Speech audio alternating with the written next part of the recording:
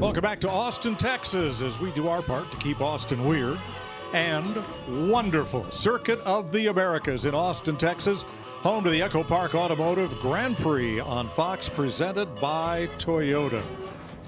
Row number 7, Ty Gibbs in a Toyota, and 18-year-old Connor Zilic making his Cup debut. What you've been doing all that prep work for, you've done a great job. Remember, this is going to be the first of many, many, many. So if you're going to have a little fun, get this thing up front. Yeah, thank you, Darian. Everyone on the 87 team, I know you guys don't do this all the time, but appreciate you coming out here with me, and just got to execute all day, and we'll be good. They were together, our front row starters, Reddick and Wallace, and they asked each other, who's going to lift first going into turn number 1? Bubba said, I will. Let's see, as the EchoPark Automotive Grand Prix gets the green flag. Whoa! 4 wide. Okay, 5 wide. Whoa! Look out. Who came diving up the inside? That was Ross Chastain, and he turned Chase around. Good grief. It'll be like middle there.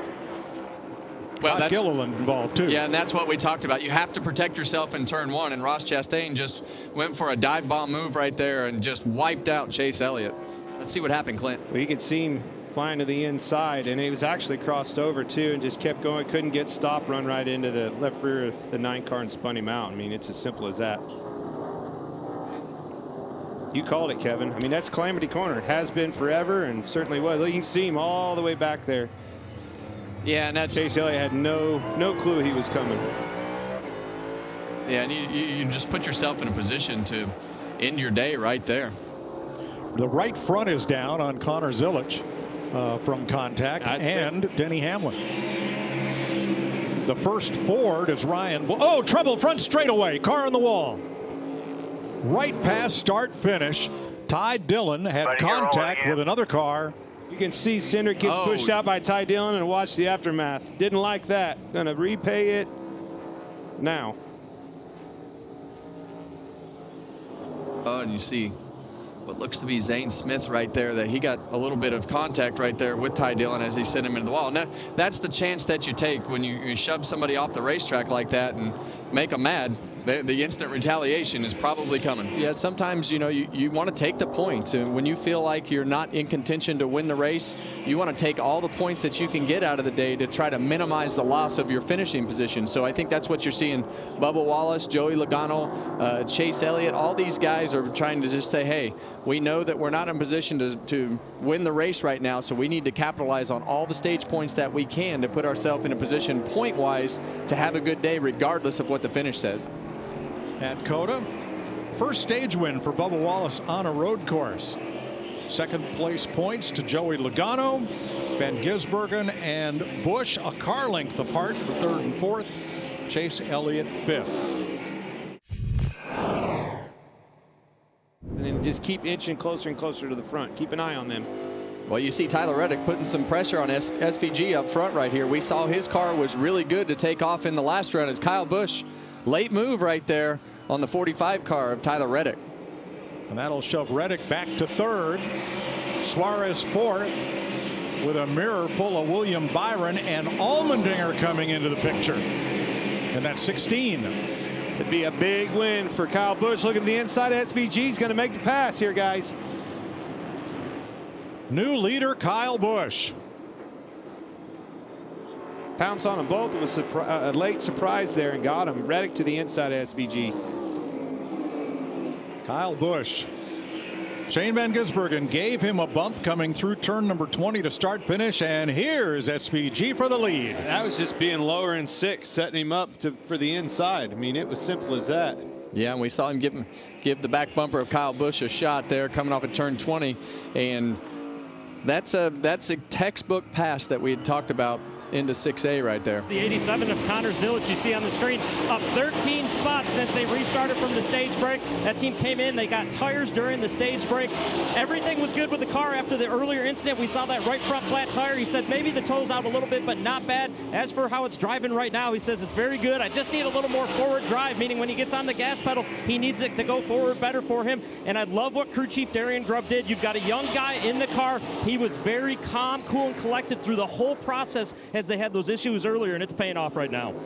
Trying to pass Brad Keselowski for 16th and not without a little contact. Brad's not giving up easy. Still to the inside here. He's going to win this, just like you said, setting him up for the next corner. It's exactly what you were talking about, Mike. In the 16 of A.J. Allmendinger. Right now he needs the turn. It's better with him as well, but gave up some rear grip as we see trouble for Kyle Larson there. Oh, big trouble. He's lost the right front wheel. Wheels have fallen off the bus. That's not the wheel they were even waiting on. Ryan Prix is now the race leader after several of the front runners have made their pit stops. Ryan Blaney, Michael McDowell. And here's a look at it.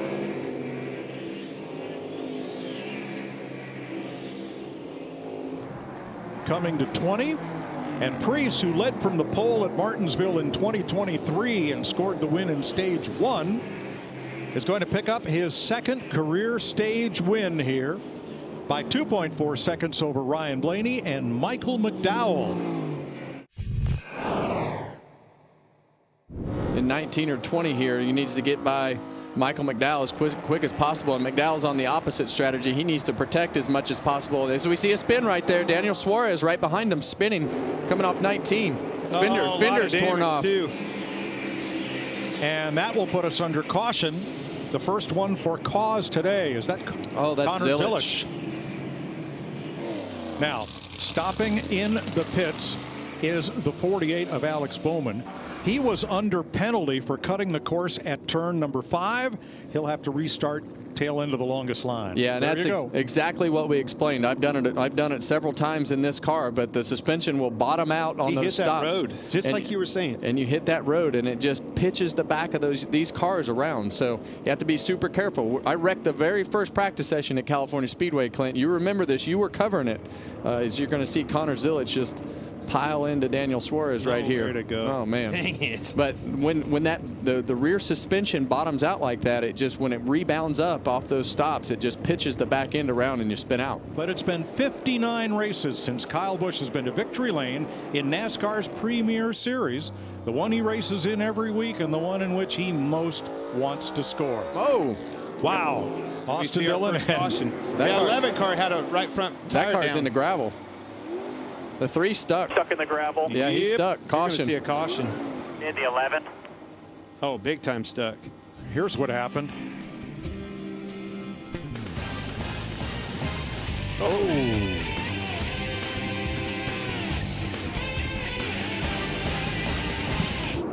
Kyle Busch, he knew it was going to be. He answered that call. Oh, Ty Gibbs.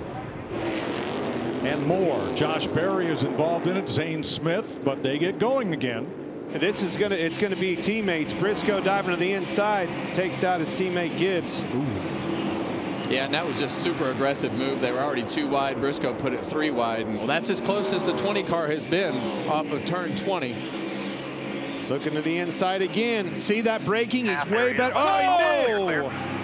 He almost wrecked. You're good. You're Missed good. it. And here's Byron for the taking, but man, that was close. About wiped them both out. Let's see it again here. Coming up the hill to turn 1. Yeah, that's where he locked it up and finally had to lift off the brakes. That's the only thing you can do. From which one, Mike? Yes. They're all under crazy pressure. Eight's holding on to this thing, holding them up and making his car wide. Boy. Oh, got a little wide there, and Bell gets to the inside. Pushing him to the out. Still there, door. 24 with you. Still there, left, there. Don't run him out too much. 24 on you, pushing. You're clear. Trying to cross over, right side quarter. Got to cross over. Yeah, right Christopher here. Bell has been everywhere except in Kyle Busch's trunk, trying to get by him. Right here, Clint. You got to push him wide. Left side. Bell to the lead. It's not over. No, and Kyle Busch, now he needs to go right back at him with some sort of contact or something. You're going to have to exit turn 1, door to door with him, Yeah, or cross over. He might cross him over here. Byron's there. Oh man, that pressure from William Byron kind of limited limited his options, and then he missed turn 2 right there again. Kyle's car is used up. Yeah, he's had a lot of trouble in turn 2. And Byron gets by. Kyle Busch's car, you could see him wide right there, wide all the way through 13, 14. And Christopher Bell's car was just, I mean, he just had better tires at this particular point. You see Kyle lock the inside tire up, bang fenders right there, and off he goes. For the final time in turn 1, Kyle did all he could do. Led the most laps, 42 laps led today. He'll be frustrated, but he keeps driving like that, and they keep giving him cars like this, he'll win a race. Well, that was what we were talking about earlier. When you're that close, here we go. And Reddick's right there now because of it, closing in. By half. He's on you tight. He's looking to your right. He's on you tight. Reddick's car is extremely good. If he can get around and make quick time of Busch, he'll be right there. Byron wants this as badly as Bell does. All clear coming off. Even at the straight here, bud, hit your mark. What I love is they have all run each other cleanly to this point. Yeah, and you know, they've rubbed on each other a little bit, and it's been a very clean battle up until this point. Maybe a dive bomb. He's close Two enough. more.